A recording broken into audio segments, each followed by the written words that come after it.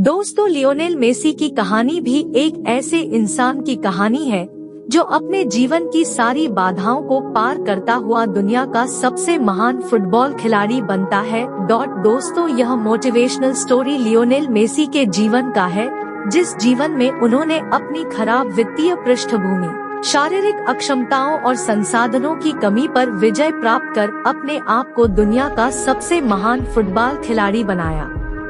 Lionel Messi का जन्म 24 जून 1987 को अर्जेंटीना में हुआ था। मध्य वर्गीय परिवार में जन्मे मेसी का आरंभिक जीवन प्राय अभाव में ही बीता। उनके पिता जॉर्ज मेसी एक स्टील फैक्ट्री में मैनेजर थे और उनकी माता भी एक कामकाजी महिला थी।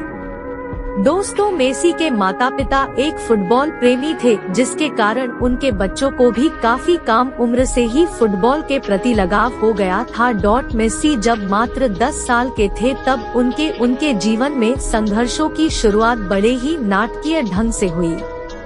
लियोनेल मेसी जब 10 वर्ष के थे तो उन्हें पता चला कि उनके शरीर में विकास हार्मोन की बड़ी भारी कमी है, जिसके कारण उनके शरीर का विकास रुक गया है। दोस्तों, आपको बता दें कि 10 वर्ष की उम्र में मेसी अपने हम उम्र के बच्चों की तुलना में और यहाँ तक कि अपने से छोटी उम्र के बच्चों की तुलना में भी काफी छोटे और नाजुक थे।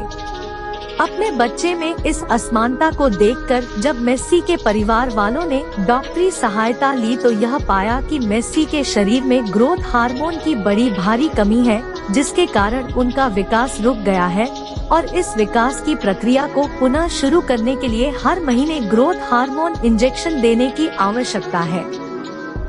दोस्तों, आपको बता दें कि इस इंजेक्शन को देने का खर्च 900 से $1000 प्रति माह था। दोस्तों, मेसी के माता पिता की आर्थिक स्थिति इतनी अच्छी नहीं थी कि प्रत्येक महीने इतनी रकम सिर्फ इलाज के लिए खर्च कर सके। इस घटना के बाद मानो ऐसा लग रहा था कि मेसी का करियर शुरू होने से पहले ही खत्म हो जाएगा, पर यह तो छोटे से मेसी के जीवन के संघर्षों की शुरुआत भर ही थी।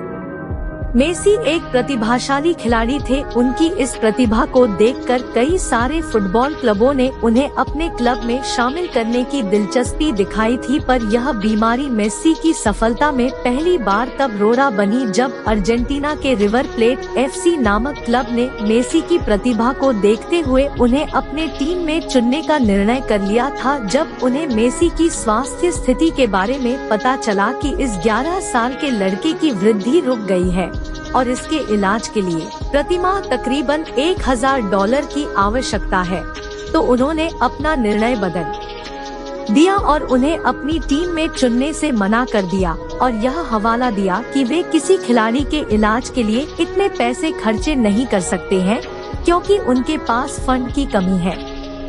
मेसी एक प्रतिभावान खिलाड़ी थे, पर इस समय एक शारीरिक कमी ने उनसे उनका सब कुछ छीन लिया था।